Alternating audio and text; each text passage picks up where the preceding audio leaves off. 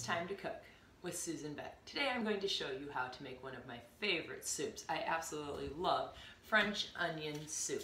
This recipe takes a little bit of time because we will be cooking our onions for about an hour on top of the stove before we put the cheese and the toasted bread into the oven to get that ooey gooey melted covering on this delicious soup. We're going to use a bunch of onions, somewhere between 4 and 6 of them today, and then we will be using a variety of other ingredients to make our broth and topping. Today we will be using salt, pepper, thyme, and bay leaves for seasoning. We will need 3 tablespoons of butter, a little bit of sugar and flour, some beef broth, or I'm going to just use water and a beef flavored soup base. Bullion cubes would work nicely as well. We'll be putting a little bit of garlic onto our bread with our mozzarella cheese and parsley to just give it a nice look. We will be using a little bit of white wine to scrape up the bits from the bottom of our onions. We could also use a sherry or a brandy or a cooking wine.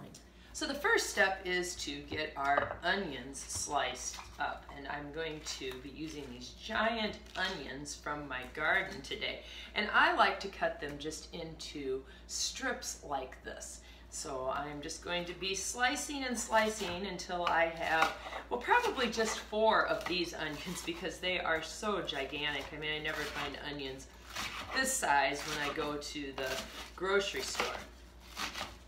I am using my purple onions today. We are approaching, midwinter here, and I find that my purple onions don't last as long. So my decision to use the purple onions today has more to do with which kind of onions I would like to use up first. The gold or yellow onions from my garden, I didn't grow any white ones, but those would be included also, tend to last a little longer after being harvested. So really, the color of onion does not make any difference. A combination would be just fine too. So I am going to slice these all up, and then we will move over to the stove and start cooking them. Onions. Got half of one to go here.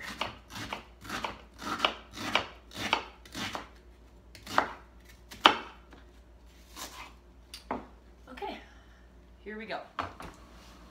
Look at that beautiful pile of onions. Warning, they did make me cry a little.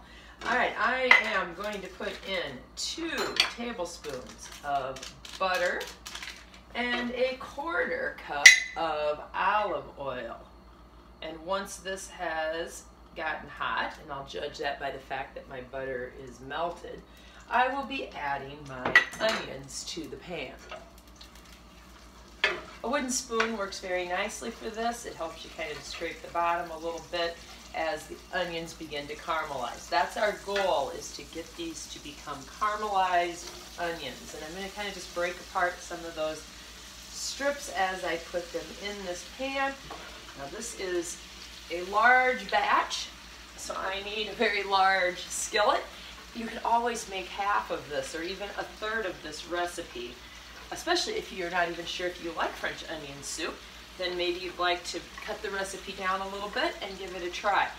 I think you'll like it though. It is absolutely delicious. Like I said, it's one of my favorites, and it used to be a recipe that I only had if I would order it out. I always loved it if I could get the option of French onion soup with my meal.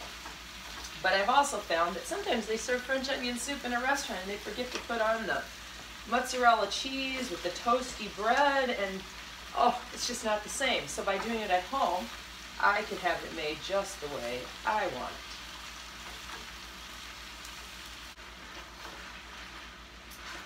We're going to be adding into these onions right away a little bit of pepper, a few cranks around on my pepper grinder, somewhere between 1/4 teaspoon and 1/2 teaspoon. We're going to put in about 1/2 teaspoon of salt and a teaspoon of thyme leaves, 1 bay leaf, which will be removed before we eat the soup, and a teaspoon of sugar. The sugar will help a little bit with the caramelization. You could easily leave the sugar out if you were on a diet trying to avoid sugar.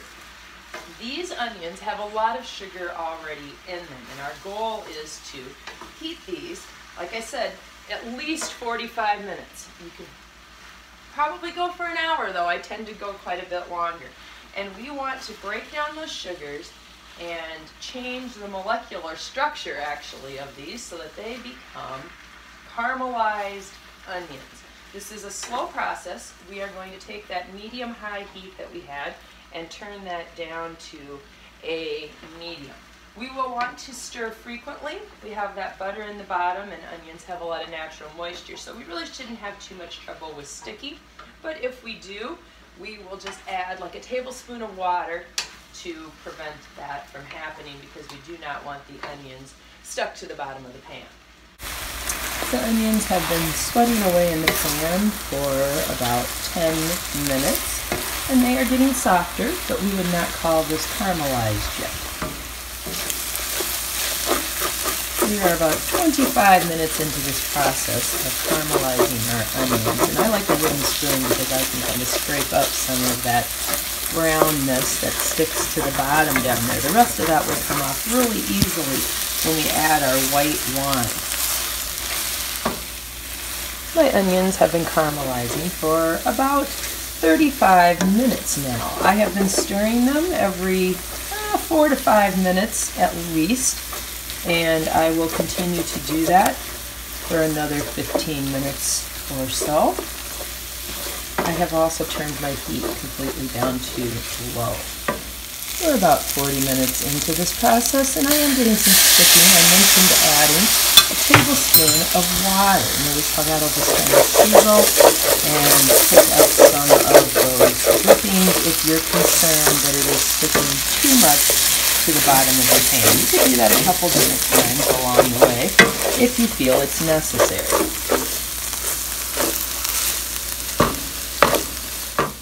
Here are our onions 45 minutes later, and boy, this pan was heaping with onions when we started, and look how few we have now.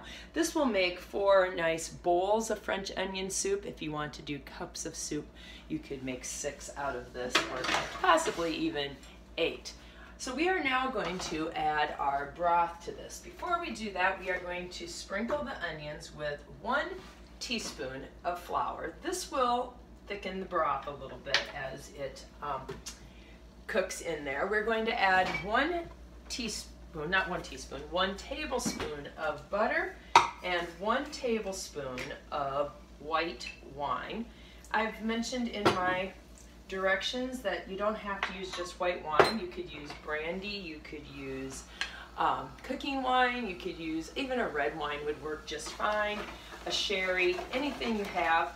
And if you don't have any of those things, just a little water will work. The goal of this butter and this white wine that I put in is to lift off the bottom anything that has stuck down. All right, that butter has already pretty much melted there. There's just a little bit left up here. The wine has cooked in or evaporated, and as you can see, my pan used to have quite a bit of brown flecks of onions on the bottom, and those are pretty much all picked up now just by adding in a little bit of liquid, and that butter has helped as well. But it's called deglazing the pan, and it makes nice easy cleanup as well when you get all of that lifted off. And those are just good bits of goodness that you don't want to leave behind. If you read in my description of this recipe at the bottom of this YouTube video, you will find I'm giving you a lot of different substitutions. So many times we don't make something because we don't have the right ingredients, and then we use that ingredient for something else and we still never get around to making it. So one of the places you have some options is your broth. The simplest way is just to buy already pre-made boxed beef broth. You will need 4 cups. Or today I am going to use this beef flavored soup base, and for every cup of liquid I need a teaspoon of this. So I'm going to use 4 cups of water and 4 teaspoons of this. One other option would be to use the bullion cubes, and I would put in 4 bullion cubes along with my 4 cups of water. So there are many, many options, and I'm going to add just a little bit of that water at a time. Again, I'm going to use this water to scrape up any last bits of onions that need deglazing from the bottom of the pan, and I'm just going to slowly add this, maybe a cup at a time. Now that flour in there will allow this to just thicken slightly. We don't want it to be super thick because, you know, remember, it is a soup, but a little bit thicker than a water would be good. All right, I think I'm ready to put the last of that in. Now, some people use this soup base, they put it into that 4 cups of water and they'll put it in the microwave and kind of bring it to a boil or a simmer. I find that, you know what, it breaks up just fine if I just put it directly into the water in order to make my broth. So in went 4 teaspoons of the beef broth. You know, one of the things about cooking is that you really need to trust yourself and just learn that there are so many different ways to substitute and to use the ingredients that you just have on hand. So that's why I'm offering you many different options. But the only thing you can't get by without is you really do need a lot of onions for this. Like I said, even the sugar, not needed. Salt, leave that out. Use some different spices if you'd prefer. Now we're going to let this simmer for about 15 minutes. So this is kind of an all-afternoon type of project. I'm going to let this cook. Keep note that you could put this in the refrigerator and save it for another day, or you could make it right away. Either way would be fine, but this would last a couple days in the fridge. So if you wanted to get it ready on the weekend and then after a busy work day, have this soup ready to go, that would be another option for you. All right, as this simmers for about 15 minutes, and I really don't want it to boil, I just want it to be nice and hot, steam rising, maybe a few little bubbles. So again, I'm gonna put that probably down to medium low or even down to low. I'll keep a little bit of an eye on it. Won't need stirring quite as frequently as those onions did. Here is our simmering French onion soup with all those caramelized onions. You could probably hear the soup simmering in the background there.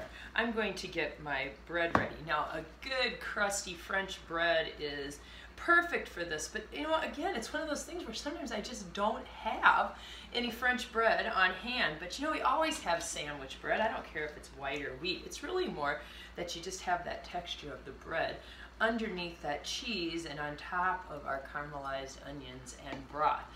Optional if you want to butter it or not. I often do just because it makes it easier to get the garlic to stick. Garlic, optional again. If you don't care for garlic, don't put it on. But I'm just going to sprinkle 2 pieces of bread today and make 2 servings of this for my husband and I. The other 2 servings we'll have another day. I mentioned before that this stores very well in the refrigerator for, you know, 3-4 days even. Will be just fine and perfectly okay to eat. I'll toast my bread on the day we're going to have it. Another suggestion, I would reheat the broth and onions separately before you put it into the oven to broil with the bread and the cheese, because otherwise it doesn't really get warm fast enough. The broiling of the cheese goes quite quickly. While your soup is simmering, one last thing you really should do is check for flavor. I want to be sure that I don't need any more salt and pepper especially, but maybe even a little bit of thyme or something. If you do, you need to add that to it while it's simmering so that those flavors have time to melt. I think mine tastes great today. Usually I find this recipe is well seasoned to begin with, but you want to be sure it's to your liking. So give it a taste before you finish the simmering process. It's time to put the soup into our soup bowls. Now I love to serve this in individual portions. So a nice heaping ladle full of our French onion soup into each of these cracks. These are oven proof, so you would want to have something that can go into your oven. I'll fill those just a little bit fuller here, I think.